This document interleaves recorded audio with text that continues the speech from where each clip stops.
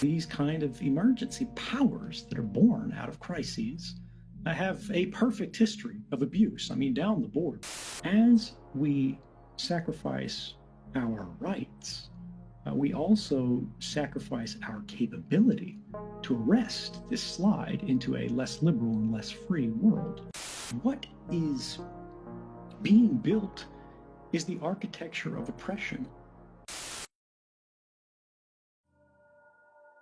So when we look at South Korea, when we look at China, when we look at, Taiwan, Singapore, countries like this, now America, there's all of this data being collected. How are the governments? So when in South Korea, I get a text saying, "Oh, you met Joe Blow, he might be infected. You should, sequester yourself for 14 days."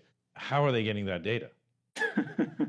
That's a good question. I mean, that's really the one that should make everyone just look at their phone and, sort of raise an eyebrow. There are a number of ways that you can track the location of someone through their phone.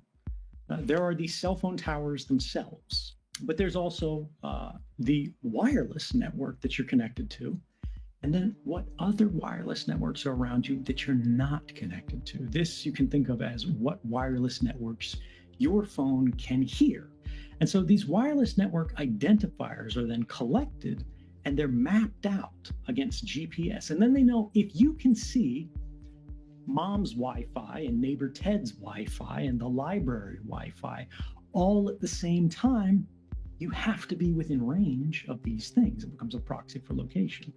What this really means in a France or a United States is they go, well, look, we're aware of privacy concerns. So what we're going to do is we're going to depersonalize this information. We're going to anonymize it.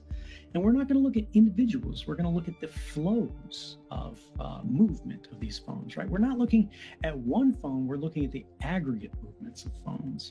The problem is, if you're not tracking one infection or 100 infections, but you're tracking 100,000 infections, contact tracing quickly becomes useless. And more, the precision of location information is either so rough that it is largely useless, which is the case if we're talking about the cell phone networks, the cell phone towers you're near, to very, very precise location information, in which case this information, when you're applying it at scale, cannot be anonymized in a meaningful way.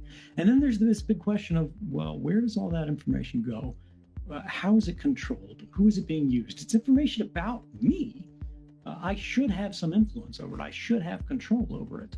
But unfortunately, in the United States, to a large degree, you don't. There is no basic privacy law in the United States. When I think about the future, when any of us look at where this is heading, we need to think about where we've been. And sadly, these kind of emergency powers that are born out of crises have a perfect history of abuse. I mean, down the board, whenever you look at these things, the funniest part about it, in a dark way, is that the emergency never ends. It becomes normalized when you talk about mass surveillance. The Bush-era warrantless wiretapping program, only part of it was shut down. And it's rolled over and it's rolled over and it's rolled over. And we've reformed things at the edges, but the basic practices of what was supposed to be a stopgap emergency, which was in response to another stopgap emergency, which was, of course, the legacy of 9/11 and the Patriot Act. And we are still today engaged in the same wars that we declared nearly 20 years ago that we have not managed to escape. We had, as a result of 9/11, the rise of nuclear Iran, because their counterbalance in Iraq was removed. We saw authoritarianism begin to creep across Western societies, places we wouldn't expect, like Hungary and Poland. As authoritarianism spreads, as emergency laws proliferate, as we sacrifice our rights, we also sacrifice our capability to arrest this slide into a less liberal and less free world. Do you truly believe Then when the first wave, the second wave, the 16th wave of the coronavirus is a long forgotten memory, that these capabilities will not be kept, that these data sets will not be kept. Will those capabilities begin to be applied to small-time criminality? Will they begin to be applied to political analysis? Will they begin to be applied for doing things like performing a census? Will they be used for political polling? No matter how it is being used, what is being built is the architecture of oppression. And you might trust who is dealing with it today. You might trust who runs it. You might go, I don't care about Mark Zuckerberg, but someone else will have this data eventually. Some other country will have this data eventually. In your country, a different president will have control of this data eventually, and someone will abuse it. Now, could China use it for something interesting to them? Yes. And what happens when they abuse it? And I believe they already have. They're running internment camps in China. And these practices, when they don't get pushback, when they don't get condemnation, when they don't face sanction for this, will become normalized and they will spread. And we'll face them in Russia. We'll face them in Iran.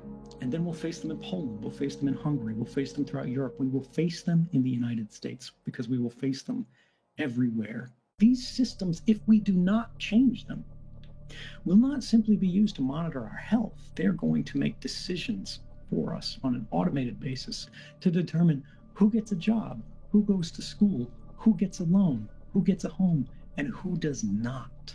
And we today are being asked in a moment of extraordinary fear, what do we want these systems to look like? And if we don't make that decision ourselves, it will be made for us.